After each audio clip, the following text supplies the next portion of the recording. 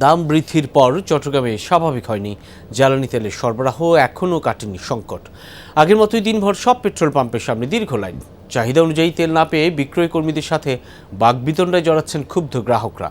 এত তেল কোথায় যাচ্ছে তা তদারকির দাবি ভুক্তভোগীদের।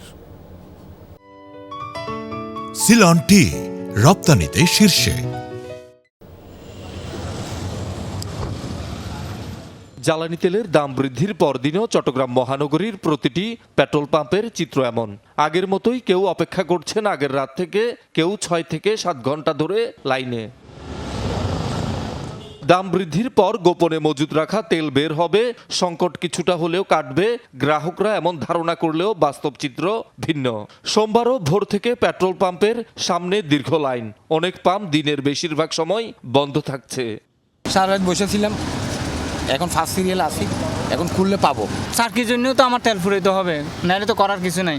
মালিকের কষ্ট, আমার কষ্ট হইলেও করার কিছু নাই, কিন্তু কষ্ট মানে নিতে হবে।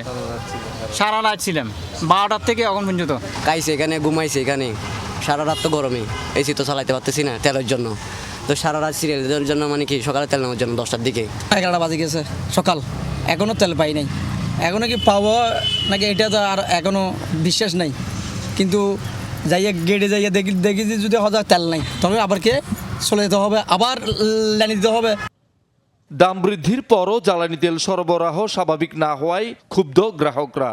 এই ভোগান্তিটা আসলে আমাদের যারা প্রাইভেট জব করি অথবা যারা চাকরি করি তাদের জন্য খুব বোদার ফিল। এটা আসলে চাকরিতেও হ্যাম্পার হচ্ছে, জনজীবনে ভোগান্তি হচ্ছে। মানে আগে আমার অপশনের দামও কম ছিল, হ্যাঁ মোটামুটি তেলের স্বল্পতার কারণে লাইনও ছিল, কিন্তু এখন দামও বাড়ছে, আবার আমাকে বাড়তি রেটও দিতে হবে কেন? পাম্পের বিক্রয় কর্মীদের দাবি তেল শেষ হয়ে গেলেই গ্রাহকরা ক্ষোভ থেকে বাকবিতণ্ডায় জড়িয়ে পড়ছে।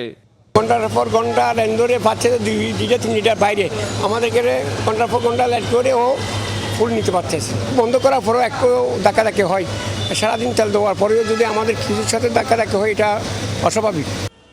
এদিকে জ্বালানি তেলের দাম বৃদ্ধির পর গণপরিবহনের ভাড়াও বাড়তে পারে এমন আলোচনা চলায় শঙ্কায় আছেন যাত্রীরা। রিয়েক্টিভ চালাইয়ে মনে করেন 700-800 টাকা বেতন পাইতাম, ওইটাও তেলে চলে যাচ্ছে। এখন বাড়া না বাড়াইয়ে তো আমাদের কোনো উপায় নেই। সরকারের কাছে এটাই অনুরোধ, যাতে আমাদের দিকে একটু সুনজর দেয়। মজুরিটা মানে আমদানিটা যদি একটু কমায় দেয়, তাহলে আমরা অবশ্যই কি স্বাভাবিকভাবে চলতে পারবো। শহীদুল সুমন, যমুনা নিউজ, চট্টগ্রাম।